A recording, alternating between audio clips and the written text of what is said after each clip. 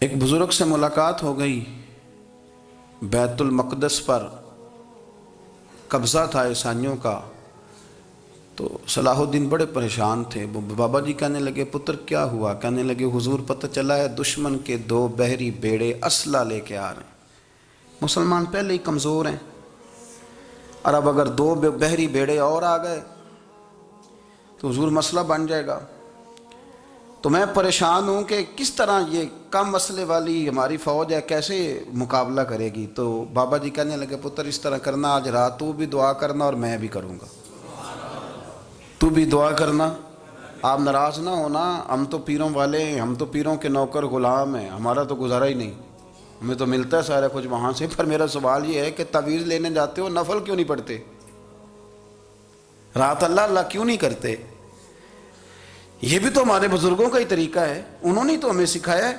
صلاح الدین ایوبی سے بزرگوں نے کہا کہ رات آج نا اللہ اللہ کرنا، تو میں تیرے لیے دعا کروں گا، تو بھی دعا کرنا۔ تو بندہ جب دکھی ہوتا ہے تو سجدہ کرتا ہے تو پھر ہی تو مصلی بھیگ جاتا ہے، پھر ہی تو مزہ آتا ہے۔ سکھی بندہ تو کعبے جا کے نہیں روتا۔ دکھی تھے، تکلیف تھی، تو سر رکھا سجدے میں تو تڑپ گئے۔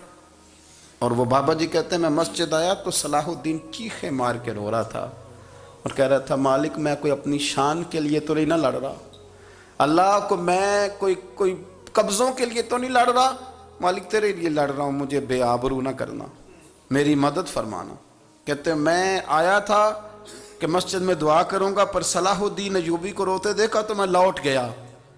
تو سویرے صلاح الدین ملے تو بڑے خوش تھے۔ میں نے کہا پتر کیا ہوا؟ کہنے لگے حضور وہ بحری بیڑے 2 آ رہے تھے نا اسلحہ لے کے، دونوں ڈوب گئے پانی